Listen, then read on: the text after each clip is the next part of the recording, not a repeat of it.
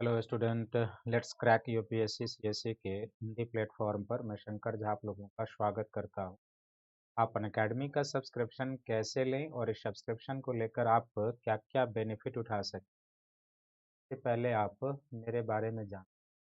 मेरे पास 8 वर्षों की टीचिंग का एक्सपीरियंस है और मैंने दिल्ली और दिल्ली के बाहर देश के कई प्रतिष्ठित संस्थानों और शहरों में पढ़ाया है।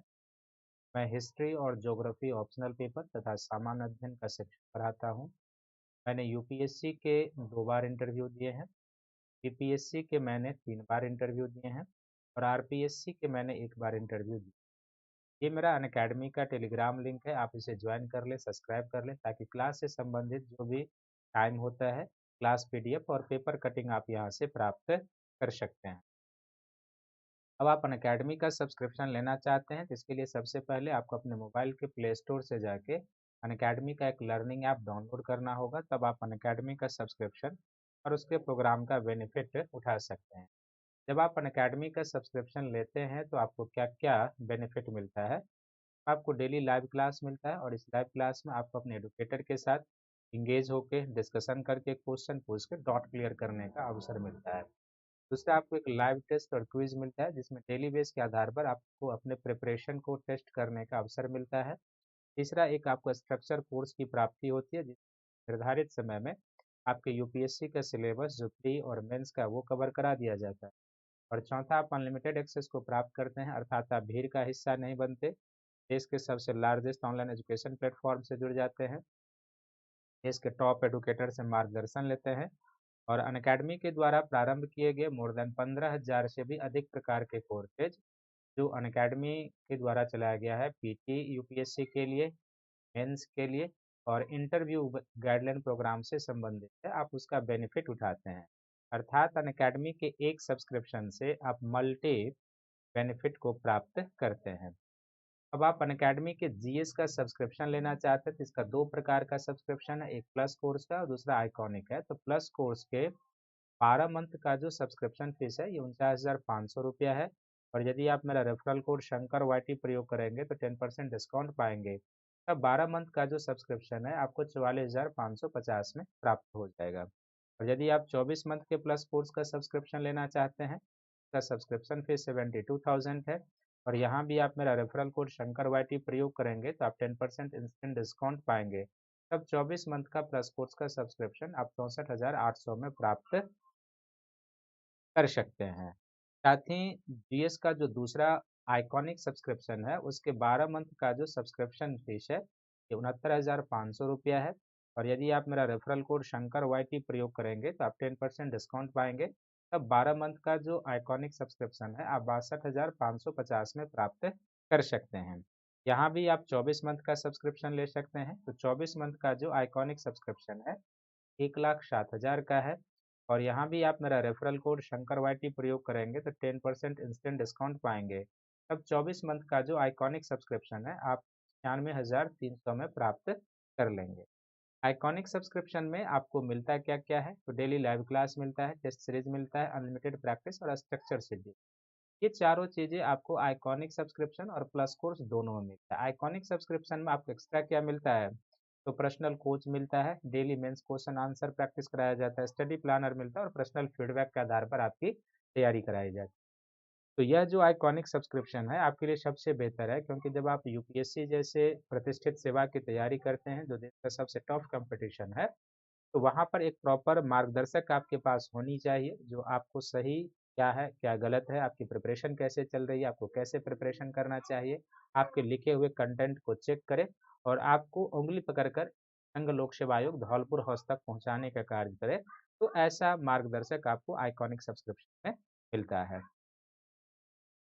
फिर नेक्स्ट जो ऑप्शनल पेपर का सब्सक्रिप्शन है, तो आप अब ऑप्शनल पेपर का भी सब्सक्रिप्शन ले सकते हैं और ऑप्शनल पेपर के 12 मंथ का जो सब्सक्रिप्शन फीस है ये 27,500 रुपया है और यहाँ पर भी यदि आप मेरा रेफरल कोड शंकर वाईटी प्रयोग करेंगे तो आप 10% डिस्काउंट पाएंगे।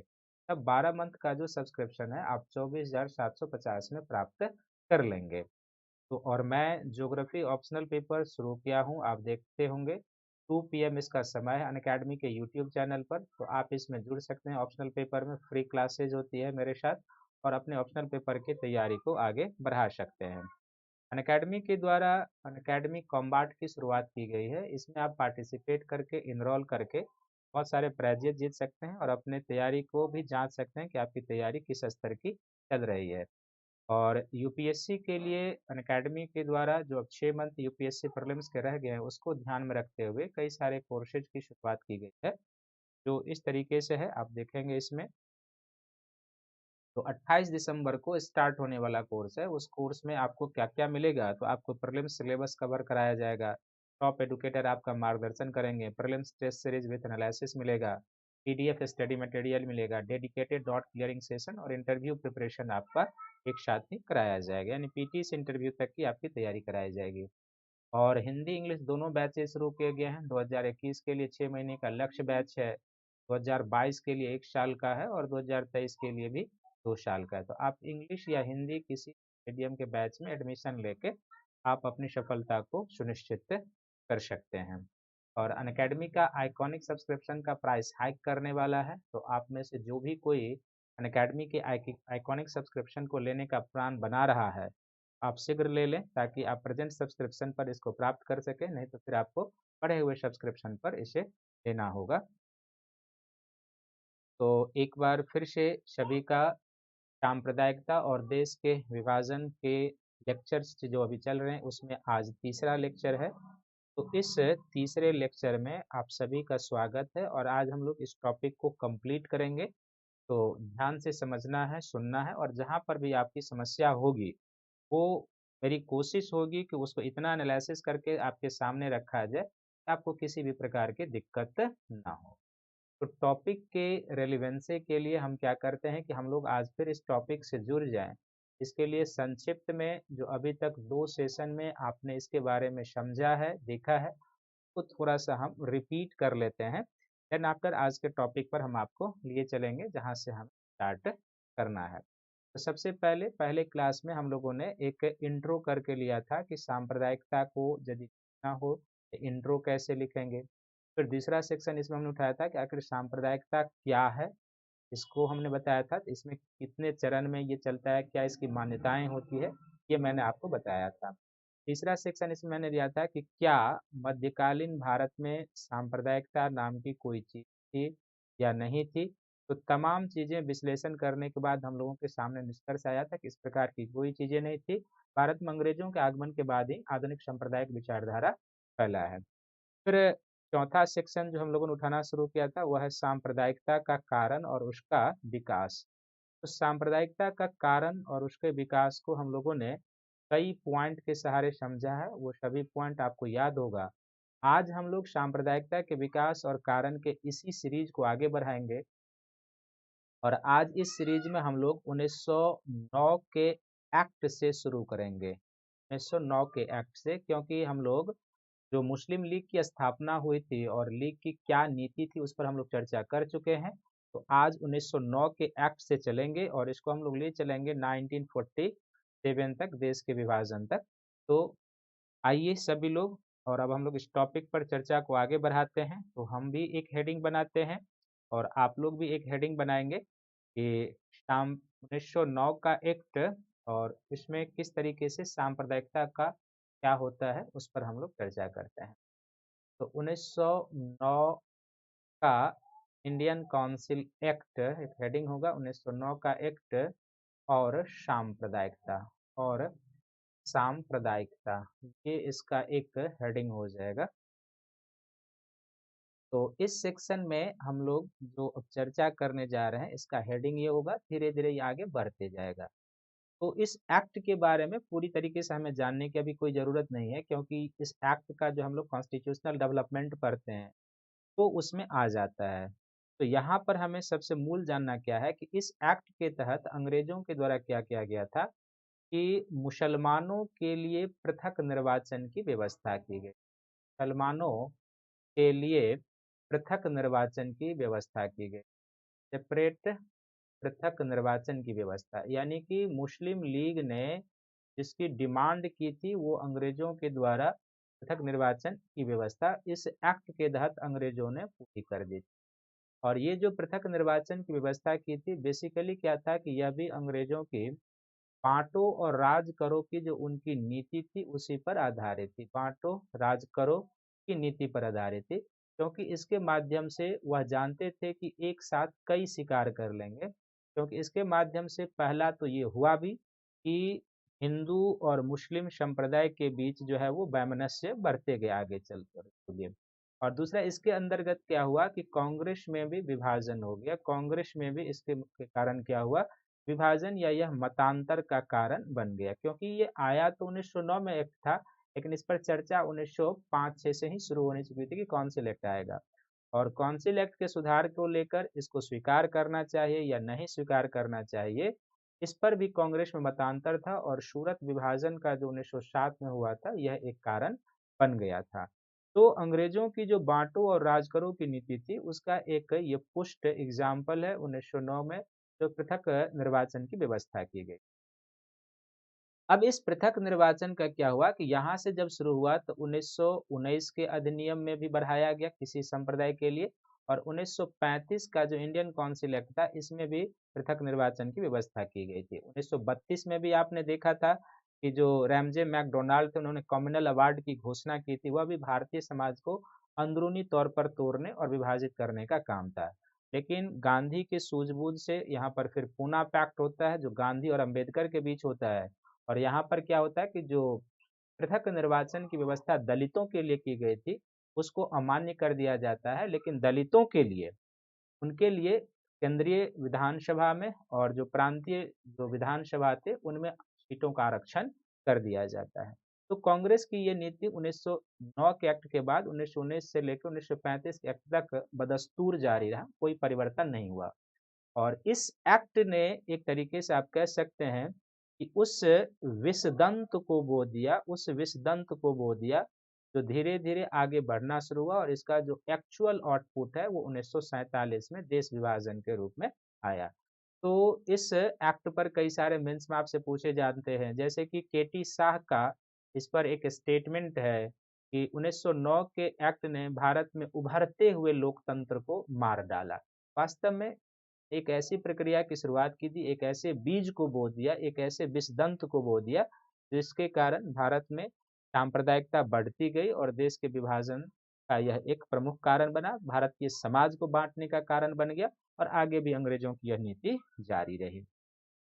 तो ये आपको ध्यान में रखने की जरूरत है। नेक्स्ट जो पॉइंट हो जाएगा वह हो जाएगा कि इंडियन नेशनल कांग्रेस के द्वारा की गई कुछ भूलें, की गई कुछ भूलें। अब यहाँ पर जो मैं हेडिंग लिख रहा हूँ, की गई कुछ भूलें, यहाँ पर जब तक पूरा विश्लेषण नहीं होगा, तब तक इसका आपको समझ नहीं आएगा। इसलिए आप पूरे ध्यान पूर्वक सुनेंगे, क्योंकि इसमें विश्लेषण की बहुत ज़रूरत है। और इसको हम दो एस्पेक्ट में लेकर चलेंगे। आप ध्यान से इसको सुनेंगे और तब जो है सो किसी निष्कर्ष पर हम लोग पहुँचेंगे। तो इंडियन नेशनल कांग्रेस के द्वारा क्या भूलें की गई थी और वास्तव में वो भूल थी या एक सोची समझी रणनीति का अंग था, ये आगे चलकर निष्कर्ष में आएगा। लेकिन कुछ इतिहासकारों का यह मानना है कि कांग्रेस के द्वारा जो 1916 का लखनऊ पैक्ट हुआ था, तो लखनऊ पैक्ट तो कई चीजों के लिए जाना जाता है, लेकिन अभी जो अपने कार्य क्षेत्र में है, 1916 के इस लखनऊ पैक्ट में क्या हुआ था कि कांग्रेस ने, यानी कि इंडियन नेशनल कांग्रेस ने, जो मुसलमानों के लिए पृथक निर्वाचन की व्यवस्था की गई थी 1909 के एक्ट के तहत, उसको स्वीकार कर लिया। पृथक निर्वाचन की व्यवस्था को स्वीकार कर लिया, पृथक निर्वाचन की व्यवस्था को स्वीकार कर लिया, व्यवस्था को स्वीकारा। तो एक यह भूल कहा जाएगा या कांग्रेस के रणनीति का अंग कहा जाएगा, या सोची समझी, इस पर आगे। और दूसरी जो इनकी भूल मानी जाती है, जिस पर एक बार मेंस में प्रश्न भी आया जाता है कि खिलाफत के मुद्दे को लेकर, खिलाफत के मुद्दे को लेकर असहयोग आंदोलन चलाना कितना उचित था। खिलाफत के मुद्दे को लेकर असहयोग आंदोलन चलाना लेकर असहयोग आंदोलन चलाना कितना उचित था। असहयोग आंदोलन चलाना कितना उचित था। आंदोलन चलाना कितना उचित था, एक ये। और तीसरा, थोड़ा सा हम और आगे बढ़ जाते हैं कि जब 1935 के अधिनियम के तहत 1937 में चुनाव होता है, इस पर तो आगे डिटेल से चर्चा करेंगे। 1937 के चुनाव के बाद क्या होता है कि लीग की करारी हार होती है, और उस चुनाव में जो मुस्लिम लीग था हारता है।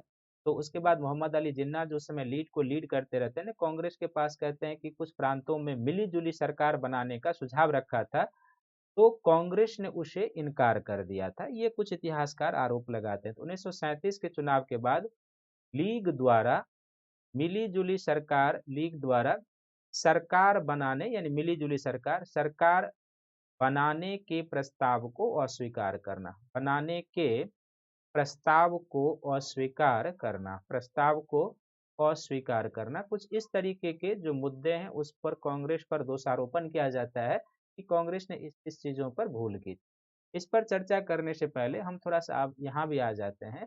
आप देखेंगे कि 1910 से, यानी कि 1910 से लेके 1920, ये जो एक दशक है, इसमें आप देखेंगे कि आप इसको मान सकते हैं कि सांप्रदायिकता के बावजूद भी इस समय क्या हुआ था कि मुसलमानों में कुछ राष्ट्रवादी जो मुसलमान थे, राष्ट्रवादी मुसलमान, उनका राष्ट्रीय आंदोलन की ओर झुकाव हो रहा था, उनका राष्ट्रीय आंदोलन की ओर झुकाव हो रहा था। और ऐसा इसलिए क्योंकि लीग में भी एक युवा वर्ग उभर कर आ रहा था। दूसरा क्या था कि लीग के अंतर्गत भी, यानी मुस्लिम लीग, लीग में युवा वर्ग का प्रभाव बढ़ रहा था, युवा वर्ग का प्रभाव बढ़ रहा था। और यह युवा वर्ग भी क्या था कि राष्ट्रीय आंदोलन का हिमायती था। उसके भी कई सारे कारण थे, उसके पीछे जाने की जरूरत नहीं है। तीसरा, इस समय जो मुसलमान थे वो अंग्रेजों की नीति से खफा भी चल रहे थे। इस बीच मुसलमान अंग्रेजों की नीति से खफा चल रहे थे, नाराज चल रहे थे। मुसलमान अंग्रेजों की नीति से नाराज थे, और इस नीति से नाराज थे, इसका भी रीजन क्या था? दो तीन रीजन यह था कि एक तो बाल्कन युद्ध इसका कारण था, जो 1912-13 में हुआ था, बाल्कन युद्ध इसका कारण था। दूसरा, जो तुर्की के या इस्लाम के खलीफा के पद को समाप्त करने की बात की जा रही थी, खलीफा के पद को समाप्त करने की बात की जा रही थी, उसका कारण ये नाराज थे। और तुर्की तुर्की के वर्चस्व के सवाल को लेकर भी ये लोग नाराज थे, तुर्की के वर्चस्व के सवाल को लेकर भी ये लोग नाराज थे। तो ये कंडीशन थी मुसलमानों की, और संभवतः यही कारण था कि मुस्लिम लीग और मुस्लिम वर्ग का कुछ तबका राष्ट्रीय आंदोलन की ओर झुक रहा था। और जाहिर सी बात है कि अब हम इस फ्रंट पर आते हैं कि क्या वास्तव में, जब आप इस फ्रंट को समझ गए, लीग के फ्रंट को और मुसलमान के कुछ फ्रंट को समझ गए इनके समुदाय के, तो अब आप इस फ्रंट पर आ जाइए। वास्तव में देखिए, 1916 का जो लखनऊ पैक्ट था, इसे कांग्रेस की गलती कहा जाए या सूझबूझ का हिस्सा, ये एक महत्वपूर्ण प्रश्न बनता है। लेकिन यहाँ पर हम कांग्रेस की गलती न कह के, यदि हम इसे कांग्रेस के सूझबूझ की रणनीति का हिस्सा मानेंगे, तो भी कोई दिक्कत नहीं होनी चाहिए। और इतिहास तो यही कहता है कि कुछ इस तरीके से कि, चूंकि देखिए, जब आंदोलन, आप किसी का अहिंसक आंदोलन चलाते हैं, तो जाहिर सी बात है कि ऐसी स्थिति में क्या होता है कि जब आप पूरे देश की जनता को अपने साथ लेकर चलेंगे, तो आप सामने वाले के ऊपर अधिक दबाव डाल पाएंगे, और उसके साथ उनके ऊपर कुछ अपनी बार्गेनिंग कैपेसिटी को बढ़ा पाएंगे।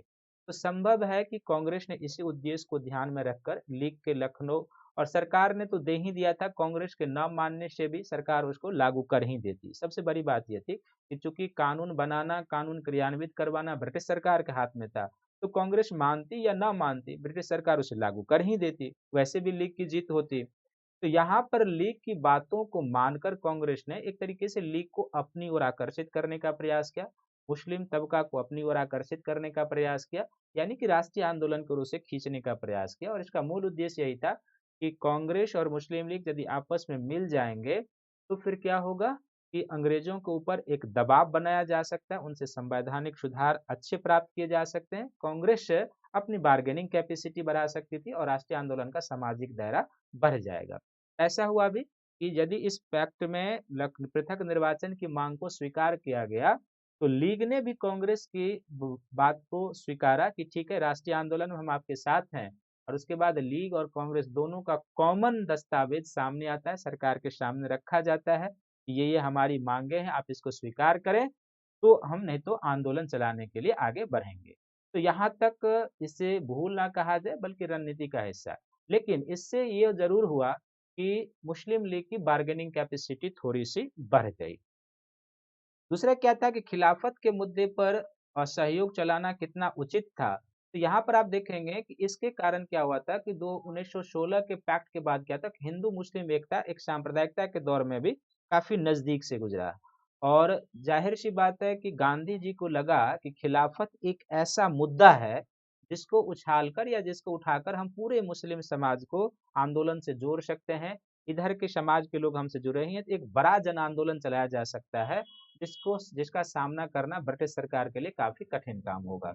तो खिलाफत के मुद्दे पर भी आंदोलन चलाना गांधी की कोई रणनीतिक भूल नहीं थी, बल्कि उनकी जो सामाजिक सोच थी, जो भारत की स्थिति थी, चूंकि अहिंसक आंदोलन था और ऐसे में क्या होता है एक बड़ा जन समुदाय होना चाहिए आंदोलन करने के लिए, तो उनके रणनीति का ही एक हिस्सा था।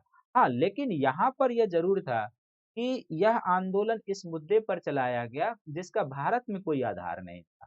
क्योंकि खिलाफत का मुद्दा क्या था, तुर्की से जुड़ा हुआ था, वहां पर तुर्की के खलीफा के पद को समाप्त किया जा रहा था। और इसीलिए भारतीय मुसलमान उस खलीफा के पद को बनाए रखने के लिए यहाँ पर अंग्रेजों के खिलाफ लड़ रहे थे।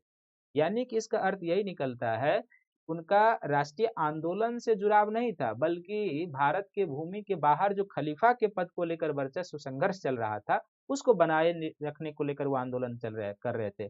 और इसका तार्किक परिणाम यह भी दिखाई देता है, जब 1922 में मुस्तफा कमाल पाशा के नेतृत्व में वहां पर तुर्की में सुधार होता है, जिनको तुर्की का अतातुर्क कहा जाता है, तो मुस्तफा कमाल पाशा ने खुद खलीफा के पद को समाप्त कर दिया। और जब वहां पर खलीफा के पद को समाप्त कर दिया, तो धीरे धीरे क्या होता है कि मुसलमानों का असहयोग आंदोलन से रुझान कम होने लगता है। तो यहाँ पर इसका सीधा सा अर्थ है कि इन लोगों का असहयोग से जुड़ाव नहीं था, बल्कि खलीफा के पद को बनाए रखने को लेकर जुड़ाव था। और जैसे ही वो पद समाप्त हो गया, तो फिर वो आंदोलन ही उनका तर्कहीन हो गया, तो वो धीरे धीरे असहयोग से विमुख होने लगे।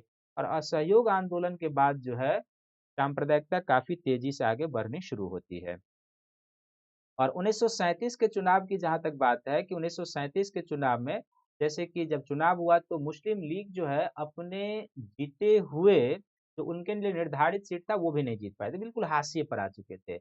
तो मोहम्मद अली जिन्ना ने कांग्रेस के पास प्रस्ताव रखा और कहा कि हमें भी कुछ जगह पर जो है सो मिली जुली सरकार बनाया जाए दिया जाए। कुछ इतिहासकार कहते हैं कांग्रेस ने इसकी मांग को ठुकरा दिया। यदि ऐसा वो मांग स्वीकार कर लेते, तो फिर है कि सांप्रदायिकता रुक जाती और देश का विभाजन है। लेकिन ये तर्क बिल्कुल निराधार है। यहाँ पर सबसे बड़ी बात समझने की यह है कि यदि कांग्रेस यहाँ पर इस बात को मान लेती तो जिन्ना की अब आगे की मांग क्या होती या नहीं होती, ये कहना काफी कठिन काम है, पहली बात। दूसरी बात यहाँ पर यह भी ध्यान में रखने की जरूरत है कि जिन्ना का यहाँ पर कहना यह था कि कांग्रेस, और ये बिल्कुल सत्य बात है, जिन्ना का यहाँ पर कहना था कि कांग्रेस से कोई बात तभी हो सकती है जब कांग्रेस अपने आप को हिंदू संगठन घोषित कर ले। तो इसका तो ये तो एक तोहमत लगानी बात है, कांग्रेस तो पूरे देश का संगठन था, तो वो कैसे अपने आप को एक्सेप्ट कर ले कि वो केवल हिंदू संगठन है, मुसलमानों का नेतृत्व नहीं करता है। जिन्ना यही आरोप उन पर लगाना चाहता था। तो यहाँ पर भी कांग्रेस की भूल नहीं कही जाएगी। हाँ, कांग्रेस की एक गलती जरूर मानी जा सकती है कि जिस तरीके से कांग्रेस की एक गलती जरूर आप कह सकते हैं कि जिस तरीके से कांग्रेस ने उपनिवेशवाद के खिलाफ एक सशक्त जन आंदोलन चलाया था, ठीक उसी तरीके से कांग्रेस को सांप्रदायिकता के खिलाफ एक सशक्त विचारधारात्मक संघर्ष चलाने की जरूरत थी, सशक्त विचारधारात्मक संघर्ष चलाने की जरूरत थी। और कांग्रेस इस फ्रंट पर असफल रही, तो वह सांप्रदायिकता के खिलाफ एक सशक्त विचारधारात्मक संघर्ष नहीं चला पाया, यहाँ पर कह सकते हैं। लेकिन लखनऊ पैक्ट भी कोई भूल नहीं मानी जा सकती, खिलाफत भी कोई भूल नहीं। चुनाव के बाद जो मैंने विश्लेषण किया वो भी आपको कर रखना है याद। तो कुल मिलाकर यह जरूर है कि यह कांग्रेस के रणनीति का हिस्सा था, भूल नहीं माना जाएगा। जब आंदोलन के आप पूरे नेचर को समझेंगे और जो एक मास मूवमेंट होता है, जो एक अहिंसक आंदोलन होता है, कैसे लीड करना है, तो उस परिस्थिति को पूरे ध्यान में रखकर किया जाता है। और जाहिर सी बात है कि मैंने पहले भी कहा था कि मुस्लिम लीग की जो तुष्टीकरण की नीति थी वो हमेशा अंग्रेजों के साथ, वो कुछ परिस्थितियां आ गई थी कि वो इससे जुड़ गए थे और जैसे वो परिस्थितियां समाप्त हुई वो फिर कांग्रेस अलग हुए, उनकी धाराएं अलग हो गई। तो यहाँ पर हाँ, लेकिन इससे ये जरूर है कि किसी न किसी रूप से प्राक्रांतर में लीग की बार्गेनिंग कैपेसिटी बढ़ गई, इससे इनकार नहीं किया जा सकता, ये आप ध्यान में रखेंगे। अब इसके बाद जो है सो कहाँ पर हम लोग चलते हैं, जब आप पहुंच चुके हैं तो धीरे धीरे अब हम लोग चलते हैं द्विराष्ट्रवाद का जो सिद्धांत आता है और पाकिस्तान शब्द जो आता है, राष्ट्रवाद द्विराष्ट्रवाद का सिद्धांत और द्विराष्ट्रवाद का सिद्धांत। तो द्विराष्ट्रवाद का जो सिद्धांत है और जो पाकिस्तान शब्द है, ये कैसे आया और कैसे कैसे अब ये धीरे धीरे कहानी आगे बढ़ेगी, वो आप ध्यान से देखें। तो द्विराष्ट्रवाद जो शब्द है, इस शब्द के जनक जो है कवि मोहम्मद इकबाल माने जाते हैं। कवि मोहम्मद इकबाल माने जाते हैं। ये वही कवि मोहम्मद इकबाल हैं जिन्होंने सारे जहां से अच्छा हिंदोस्तां हमारा लिखा है। एक राष्ट्रवादी कवि थे, एक राष्ट्रवादी मुसलमान, और जिस तरीके से आपने यहाँ पर बिल्कुल आप देख रहे हैं कि इतिहास अपने आप को दोहरा रहा है। आपने सर सैयद अहमद खां को देखा, पहले एक राष्ट्रवादी मुसलमान थे, फिर उनका रूपांतरण एक सांप्रदायिक विचारधारा वाले में हुआ। कवि मोहम्मद इकबाल भी सारे जहां से अच्छा हिंदोस्तां हमारा लिखते हैं और बाद में वो सांप्रदायिक विचारधारा में तब्दील होते हैं उनकी विचारधारा। मोहम्मद अली जिन्ना के साथ भी यही था, पहले एक राष्ट्रवादी मुसलमान थे, बाद में वो सांप्रदायिकता में आ गए थे। तो कवि मोहम्मद इकबाल को द्विराष्ट्रवाद का जनक माना जाता है। तो सबसे पहले यदि कभी कभी एग्जाम में पूछा जाता है कि द्विराष्ट्रवाद के प्रणेता कौन है, तो कवि मोहम्मद इकबाल हो जाए। इन्होंने ही सबसे पहले इलाहाबाद के जो लीग का अधिवेशन हुआ था, इलाहाबाद के लीग अधिवेशन में इलाहाबाद के लीग अधिवेशन में द्विराष्ट्रवाद के सिद्धांत को जन्म दिया और इन्होंने कहा कि हिंदू और मुसलमानों के लिए अलग अलग राष्ट्र होना चाहिए, हिंदू और मुसलमानों के लिए अलग अलग राष्ट्र होना चाहिए। तो इस तरीके से द्विराष्ट्रवाद की सिद्धांत का बीजारोपण करके इन्होंने 1909 में जिस विषदंत को बोया गया था, 1909 के एक्ट के तहत विषदंत को बोया गया था, उसमें उन्होंने क्या किया था, एक तरीके से आप कह सकते हैं कि फर्टिलाइजर बड़े पैमाने पर डाल दिया था और ये अब रुकने वाला था नहीं। और आगे चलकर 1931-32 में रहमत अली चौधरी, जो रहमत अली चौधरी को पाकिस्तान शब्द का जनक माना जाता है, रहमत अली चौधरी को पाकिस्तान शब्द का जनक माना जाता है। ये जो रहमत अली चौधरी थे, कैम्ब्रिज यूनिवर्सिटी के छात्र थे, कैम्ब्रिज यूनिवर्सिटी के छात्र थे और कैम्ब्रिज यूनिवर्सिटी के छात्र ने ही सबसे पहले पाकिस्तान शब्द दिया था। इसमें जो पाकिस्तान है, इसमें वो 5 प्रांत मिलाकर उन्होंने पाकिस्तान बनाया था कि ये मिलकर मुसलमानों के लिए एक अलग राष्ट्र पाकिस्तान होना चाहिए। और इन्होंने सबसे पहले एक पंपलेट प्रकाशित करके दिया था जिसका नाम है नाउ और नेवर, यानी कि अभी नहीं तो कभी नहीं। नाउ और नेवर नामक एक शीर्षक से इन्होंने पंपलेट प्रकाशित किया था। उसी में सबसे पहले इन्होंने पाकिस्तान शब्द की चर्चा की थी। तो कई बार यहाँ से प्रश्न आएगा कि पाकिस्तान शब्द के जनक कौन है, तो रहमत अली चौधरी कहाँ के छात्र थे, कैम्ब्रिज के छात्र थे। और किस पंपलेट में, तो नाउ और नेवर। द्विराष्ट्रवाद के जनक कौन है, तो मोहम्मद इकबाल। और कहाँ पर, तो लीग के अधिवेशन में इन्होंने किया था ये। अब यहाँ पर जब आपने लीग की सांप्रदायिक विचारधारा को देख लिया है, कांग्रेस की तरफ से की गई कुछ भूलें, तो समानांतर रूप से जो है हिंदू सांप्रदायिकता का भी विकास हो रहा था, हिंदू सांप्रदायिकता का भी विकास हो रहा था, हिंदू सांप्रदायिकता का विकास। और हिंदू सांप्रदायिकता का जो विकास हो रहा था, बेसिकली जो इतिहास की तार्किक परिणति होती है कि एक सांप्रदायिक विचारधारा दूसरे सांप्रदायिक विचारधारा को बढ़ावा और जन्म देती है, उसी का ये परिणति था। तो हिंदू सांप्रदायिकता का जो विकास हुआ था वो एक तरीके से आप कह सकते हैं कि लीग के प्रतिक्रियावादी नीति का परिणाम था, लीग के प्रतिक्रियावादी नीति का परिणाम था, लीग के प्रतिक्रियावादी नीति की उपज कह सकते हैं। हालांकि इसके और कारण हो सकते हैं, लेकिन यहाँ पर ये दूसरा, यहाँ पर अब इसके अंतर्गत क्या है कि सबसे पहले 9 में हिंदू महासभा की स्थापना होती है, 1909 में हिंदू महासभा की स्थापना होती है और फिर आगे चलकर इसका सम्मेलन भी होता है।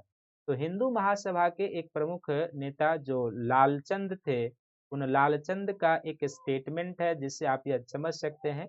इनका कहना था लालचंद का कि हिंदू पहले अपने आप को हिंदी से जोड़े तब वो अपने आप को भारतीय समझे। तो इस तरह पहले तो यहाँ पर होना क्या चाहिए, यानी कि इनका कहना था कि हिंदू पहले अपने आप को पहले अपने को हिंदी और हिंदू राष्ट्रवाद से जोड़े, हिंदी और हिंदू राष्ट्रवाद से जोड़े, राष्ट्र से जोड़े, फिर अपने को भारतीय समझे, जोड़े फिर अपने को भारतीय समझे, अपने को भारतीय समझे। तो यहाँ पर यह जो स्टेटमेंट है एक तरीके से इसमें कुछ न कुछ उस तरह की विचारधाराएं हमें दिखाई दे रही है जो सांप्रदायिकता जैसी चीज। यहाँ पर लालचंद का यदि ये स्टेटमेंट होता कि हर एक भारतीय का यह कर्तव्य है कि पहले वो अपने आप को भारतीय समझे, तब वह किसी प्रांत का है, तब वह किसी मजहब का है, तब वह किसी अन्य संप्रदाय का है, तो फिर ये इंटीग्रेशन वाली बात होती है। लेकिन पहले वो अपने आप को हिंदी और हिंदू राष्ट्र से जोड़े और फिर अपने आप को भारतीय समझे, तो ये एक तरीके से सांप्रदायिक विचारधारा बढ़ाने वाली बात हो गई। हाँ, लेकिन यह जरूर है कि हिंदू महासभा के कारण ही सांप्रदायिकता का विकास हुआ, ये कदापि संभव नहीं है। बल्कि आज भी देश के विकास में, देश के सांस्कृतिक एकीकरण में, अन्य चीजों में इनका योगदान है, इससे इनकार नहीं किया जा सकता। एक संगठन के तौर पर ये उस समय भी सांप्रदायिक नहीं थे, स्वतंत्रता के समय, आज भी सांप्रदायिक नहीं है। लेकिन इनके जो कुछ गतिविधियां थी, जैसे आपने धार्मिक सामाजिक सुधार आंदोलन के नेचर को देखा था, इन लोगों के जो कुछ कार्यशैली और जो स्टेटमेंट है, उससे आप कुछ चीजें निष्कर्ष के रूप में निकाल सकते हैं। इसके बाद आप देखते हैं कि 1925 में आरएसएस की स्थापना होती है और आरएसएस के द्वारा जो है सो, जिसमें गोवलकर महोदय थे और कई सारे लीडर हैं, बीडी सावरकर हैं, तो इन लोगों ने हिंदू राष्ट्रवाद की अवधारणा को काफी आगे बढ़ाया। हिंदू राष्ट्रवाद की अवधारणा को काफी आगे बढ़ाया और इन दोनों संगठनों के द्वारा जो इस तरह के कुछ कार्य किए गए, इससे कहते हैं, कुछ इतिहासकारों का कहना है कि सांप्रदायिकता का कुछ विकास हुआ या सांप्रदायिकता को बढ़ावा देने वाली बात। इससे इनकार नहीं किया जा सकता कि जो हिंदू महासभा, जो आरएसएस है, इनका आज भी देश के विकास में, देश के एकीकरण में, सांस्कृतिक एकीकरण में, आप देखते हैं कि आज भी भारत में कहीं आपदा होता है तो सबसे पहले आरएसएस के कार्यकर्ता पहुंच जाते हैं, हिंदू महासभा के लोग वहां पर पहुंच जाते हैं लोगों को राहत पहुंचाने के लिए। तो देश के इंटीग्रेशन में, देश के कल्याण में, सांस्कृतिक एकीकरण में, संस्कृति की सुरक्षा में, भारत की सामाजिक संस्कृति के संरक्षण में स्वतंत्रता के पहले भी इन संगठनों का योगदान था, आज भी इन संगठनों का योगदान है, इससे हम इनकार नहीं कर रहे हैं।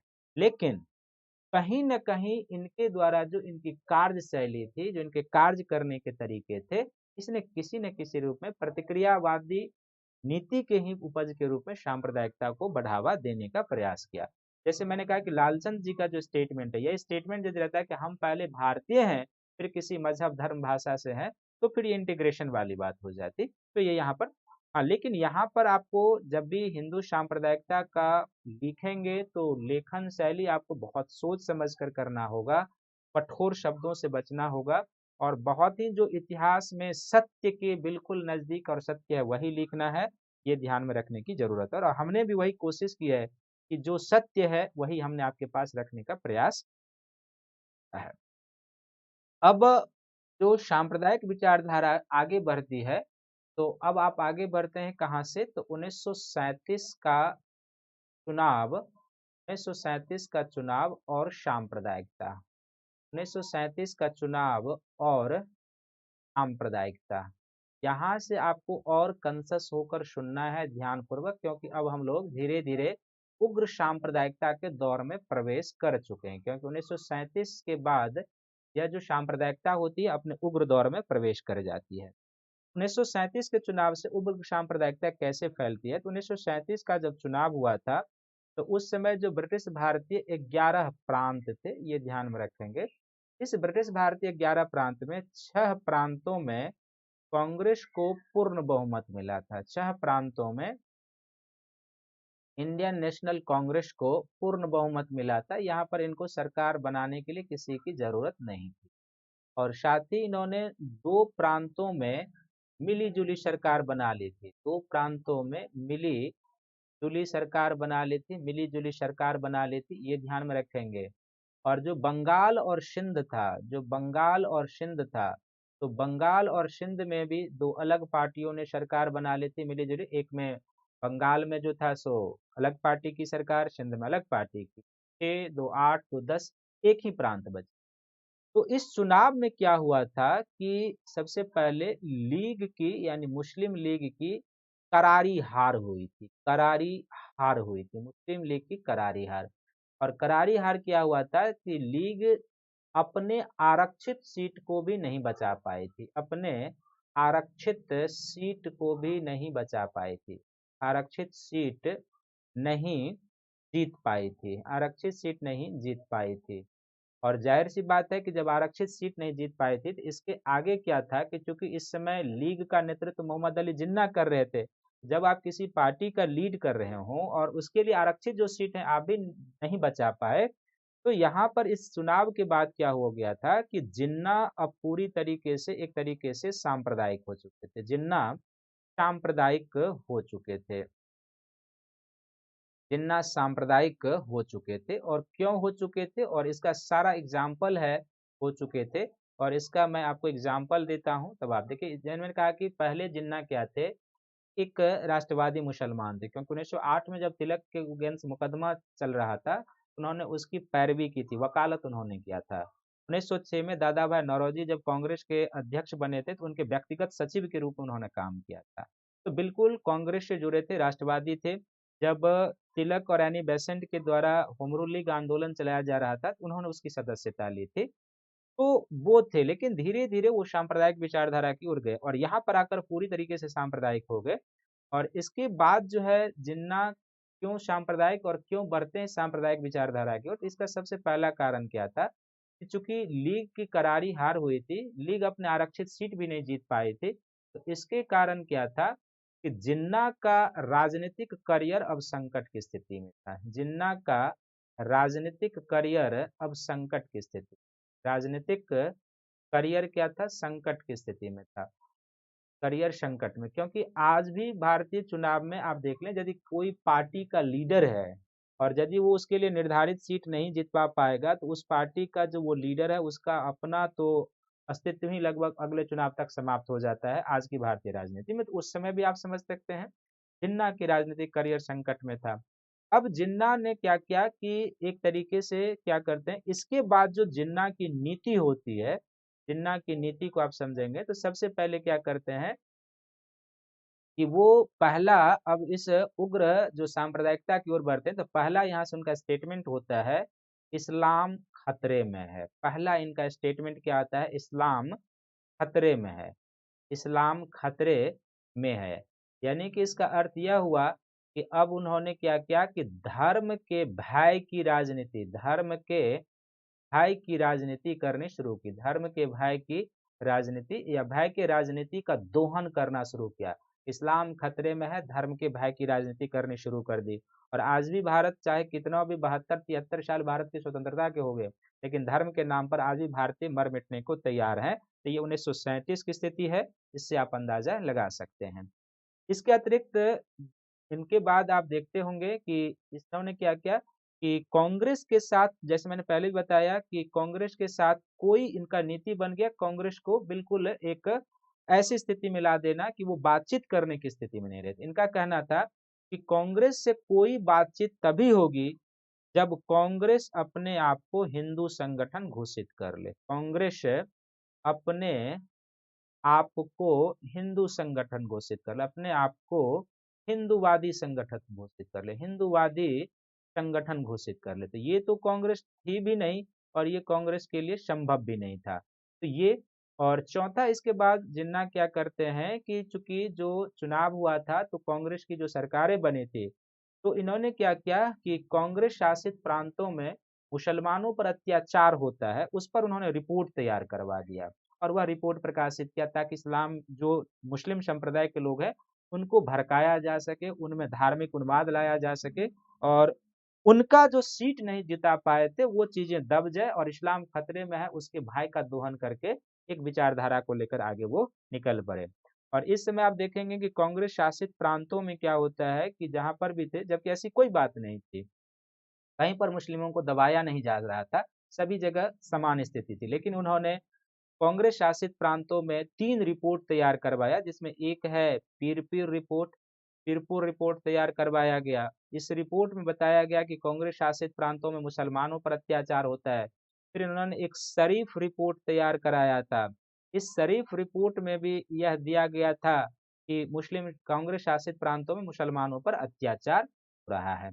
तो अब इस तरीके से आप यहाँ पर देखते हैं कि यह जो सांप्रदायिकता थी अब अपने उग्र चरण में प्रवेश कर चुकी है और इस सांप्रदायिक विचारधारा को उग्र चरण में ले जाने का कार्य मोहम्मद अली जिन्ना को जाता है, क्योंकि इन्होंने जो कांग्रेस के सामने शर्त रख दिया था, यदि कोई बातचीत कांग्रेस करना भी चाहती तो कांग्रेस के लिए ये संभव ही नहीं था। इन्होंने कोई जगह स्पेस ही नहीं छोड़ रखा था कि इनका कहना था कि कांग्रेस पहले अपने आप को हिंदुवादी संगठन घोषित करे, तब हम उससे कोई बातचीत करेंगे, समझौते की बात करेंगे।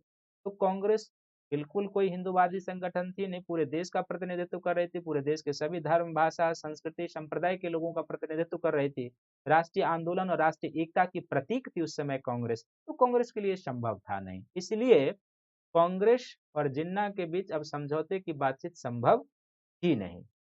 अब यहाँ से जिन्ना की इस नीति को तो आप समझ गए। अब जिन्ना की इस नीति को और बेहतर तरीके से समझने के लिए आपको यहाँ से किन चीजों पर याद रखना है, तो अब सांप्रदायिकता को समझने के लिए और जिन्ना की नीति को समझने के लिए आपको 2 तरीके से समझने की जरूरत है। और 2 तरीके से समझने की क्या-क्या जरूरत है, तो अब आप देखिए एक हेडिंग बन जाता है जिसमें हम लिखते हैं कि 1939 के बाद या 1939 से जिन्ना जिन्ना की नीति, 1939 से जिन्ना की नीति। तो 1939 से जिन्ना की जो नीति है मोहम्मद अली जिन्ना की, इसको समझने के लिए आप 2 सेक्शन में इसे बांटकर समझ सकते हैं। जिन्ना की नीति क्या थी? एक तो अब ये क्या थे कि मूल रूप से इनका क्या था कि कांग्रेस की मांग का विरोध करना, कांग्रेस के किसी भी मांग का विरोध करना, किसी भी मांग का विरोध करना, कांग्रेस के किसी भी मांग का विरोध करना इन्होंने अपनी नीति बना ली थी। एक, विरोध करना अपनी एक नीति बना ली थी इसके बाद। और दूसरा, इन्होंने ब्रिटिश समर्थक नीति अपना ली, ब्रिटिश समर्थक नीति अपना ली, ब्रिटिश समर्थक नीति अपना ली। और ब्रिटिश समर्थक नीति अपना ली और साथ ही इनके केंद्रीय विषय में आ गया पाकिस्तान की मांग आ गई। तीसरा याद रखना है कि इनके केंद्रीय विषय में आ गया पाकिस्तान की मांग, और केंद्रीय विषय में पाकिस्तान की मांग आई तो इसके कारण आप देखते हैं कि अब सबसे पहले आप देखेंगे कि कांग्रेस विरोध करना है, ब्रिटिश सरकार का समर्थन करना है, पाकिस्तान की मांग को केंद्र में रखना है। अब इसको समझने के लिए आप देखेंगे कि इसके बाद क्या होता है कि ब्रिटिश सरकार के द्वारा 1939 से ब्रिटिश सरकार के द्वारा जो भी संवैधानिक सुधार भेजे जाते हैं, जो भी संवैधानिक सुधार भेजे जाते हैं उसके साथ जिन्ना क्या करेगा वो आपको समझना है, और कांग्रेस की मांग को ये क्या करेगा वो आप समझ जाएंगे तो फिर कोई दिक्कत नहीं होगी। तो सबसे पहले अब इस 3 नीति के तहत कि ब्रिटिश समर्थक नीति अपना लेना है, दूसरा पाकिस्तान की मांग को केंद्र में रखना है और कांग्रेस की किसी भी मांग को विरोध करना है, इस तीनों नीति पर जिन्ना चलते हैं। और इसके तहत सबसे पहला जो इनका स्टेप होता है, सबसे पहले आप देखते हैं कि ये क्या करते हैं कि 1939 में क्या होता है कि कांग्रेस मंत्रिमंडल त्यागपत्र देता है, कांग्रेस मंत्रिमंडल त्यागपत्र दे देता है। 1939 में कांग्रेस मंत्रिमंडल त्याग पत्र दे देता है, त्याग पत्र दे देता है। क्यों दे देता है त्याग पत्र? चूंकि 1939 में जब द्वितीय विश्व युद्ध की शुरुआत होती है तो ब्रिटिश सरकार के द्वारा कांग्रेस से बिना पूछे हुए ही यह घोषित कर दिया गया था कि इस युद्ध में साम्राज्यवादी जो एक तरीके से नाजी के खिलाफ युद्ध चल रहा था उसमें भारत सरकार, भारत की जनता भी हमारे साथ है। कांग्रेस ने इसका अपोज किया कि नहीं, जितना हम नाजी की आलोचना करते हैं उतना ही हम साम्राज्यवादी शक्ति की आलोचना करते हैं।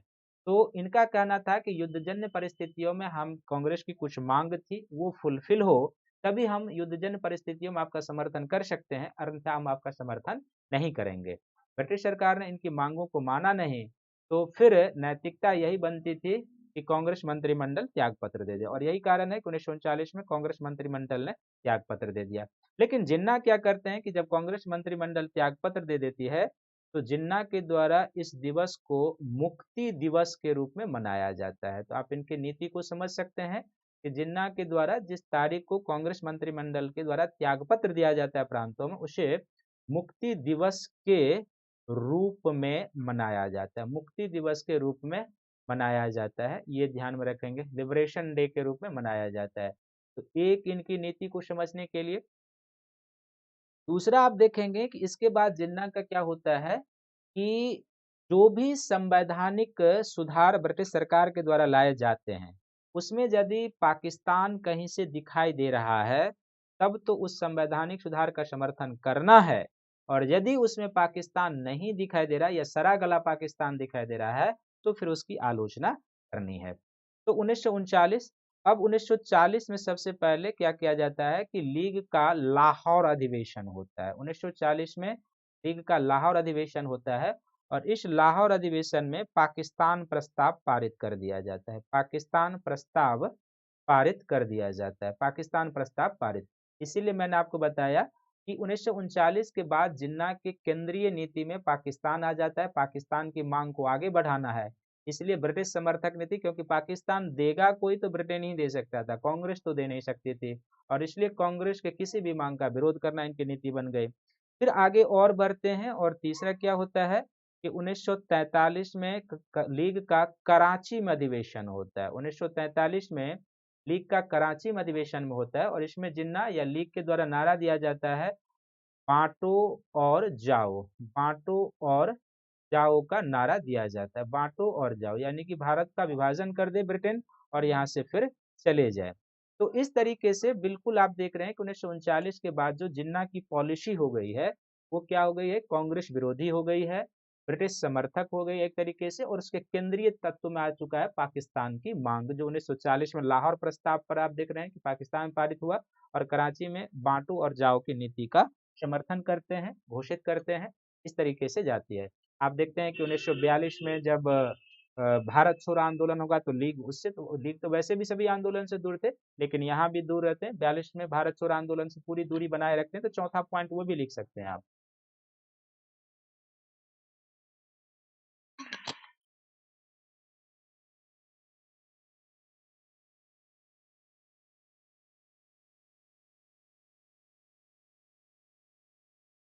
अब इसके बाद जो सांप्रदायिकता को समझने की जरूरत है वो क्या है, तो आपको ध्यान से देखना है।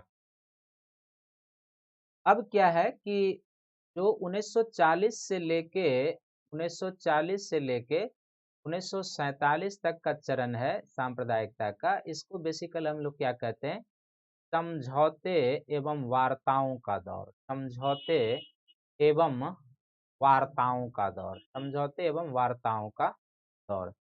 कैसे क्या होता है इसको ध्यान से समझना है। आप लीग की नीति को समझ चुके हैं, कांग्रेस की नीति को आप जानते हैं कि कांग्रेस शुरू से ही नेशनल इंटीग्रेशन का पक्षधर रहा है, वो किसी भी कीमत पर जाएगा कि विभाजन ना हो, लेकिन कैसे होगा क्या होगा ये आपको ध्यान में रखने की जरूरत है।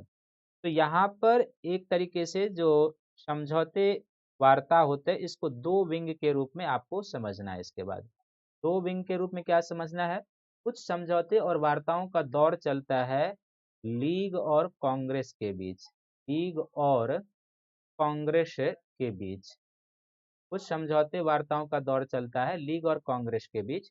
और दूसरा ब्रिटिश सरकार के द्वारा, सरकार ब्रिटिश सरकार के संवैधानिक सुधार, ब्रिटिश सरकार के संवैधानिक सुधार पर लीग की नीति, पर लीग की नीति। तो पहले आप इस फ्रंट पर चले चले, तो सबसे पहले आप देखेंगे कि 1940 में क्या होता है कि ब्रिटिश सरकार के द्वारा अगस्त ऑफर दिया जाता है, अगस्त प्रस्ताव। और अगस्त प्रस्ताव जो होता है इसमें यह होता है अगस्त ऑफर में कि ब्रिटिश सरकार पहली बार मानती है कि संविधान सभा का निर्माण और संविधान सभा यानी संविधान बनाना भारतीयों का काम होगा, भारतीयों का काम होगा। इस अगस्त ऑफर में पहली बार ब्रिटिश सरकार के द्वारा यह स्वीकार किया जाता है कि संविधान का निर्माण और संविधान सभा भारतीयों द्वारा बनाया जाएगा। लेकिन ब्रिटिश सरकार का यह कहना था कि चूंकि अभी युद्धजन्य परिस्थिति है, तो हम युद्धजन्य परिस्थिति में अभी कुछ नहीं कर सकते हैं, जो भी होगा युद्ध की समाप्ति के बाद होगा। लेकिन अभी भारत का काम बनता है कि वो युद्धजन्य परिस्थितियों में हमारा समर्थन करे। आप यह भी जान लीजिए कि 1939 से लेकर 1945 तक जो भी ब्रिटिश सरकार के द्वारा संवैधानिक सुधार का प्रस्ताव लाया जाएगा, उसमें उसका कोर थीम रहता है कि युद्धजन्य परिस्थितियों में हमें भारत की सहायता लेना है, क्योंकि दक्षिण पूर्वी एशिया के मोर्चे पर जापान काफी तेजी से आगे बढ़ता जा रहा था और जो फ्रांस था वहां से पीछे हटते जा रहा था। तो इसके बीच में चाहे वो अगस्त ऑफर हो, चाहे क्रिप्स मिशन हो, जो भी प्रस्ताव आए उस पर फ्रांस और यूएसए सबका दबाव था ब्रिटेन के ऊपर कि आप भारत से सहायता लें। तो अगस्त ऑफर दिया जरूर, लेकिन इसमें चूंकि जो भी था वो युद्ध के बाद मिलना था। जबकि कांग्रेस का यहाँ पर कहना था कि हमें युद्ध के समय जो युद्ध परामर्शदात्री समिति बनाई है उसमें अन्य जो सेना प्रमुख होता है उस कुछ पद को छोड़कर समस्त पद भारतीयों को मिलना चाहिए, ये कांग्रेस की मांग थी। ब्रिटिश सरकार का कहना था कि नहीं, हम जो है सो जो भी देंगे युद्ध के बाद देंगे। तो इसमें भी लीग को न तो पाकिस्तान दिख रहा है न कुछ दिख रहा है। तो लीग ने भी अगस्त प्रस्ताव को क्या किया, ठुकरा दिया, और कांग्रेस ने भी अगस्त प्रस्ताव को ठुकरा दिया। जैसे जैसे प्रथम द्वितीय विश्व युद्ध का चरण आगे बढ़ते जा रहा था, मित्र राष्ट्र कमजोर पड़ते जा रहे थे, तब जाकर 1942 में फिर से क्या होता है, अंग्रेज ब्रिटिश सरकार के द्वारा क्रिप्स मिशन भेजा जाता है। और क्रिप्स मिशन में भी जो भेजा जाता है इसमें भी वही था, बहुत सारी चीजें थी कि ठीक है संविधान सभा बनेगा, वायसराय के कार्यकारिणी परिषद का विस्तार किया जाएगा, और वायसराय के कार्यकारिणी परिषद का विस्तार किया जाएगा, उसमें अधिक से अधिक भारतीयों को रखा जाएगा, ये भी उसमें शामिल था। तीसरा उसमें शामिल था कि भारत की राष्ट्रमंडल की सदस्यता स्वैच्छिक होगी, यानी भारत चाहेगा तो वो ले सकता है, नहीं तो हट सकता है राष्ट्रमंडल से।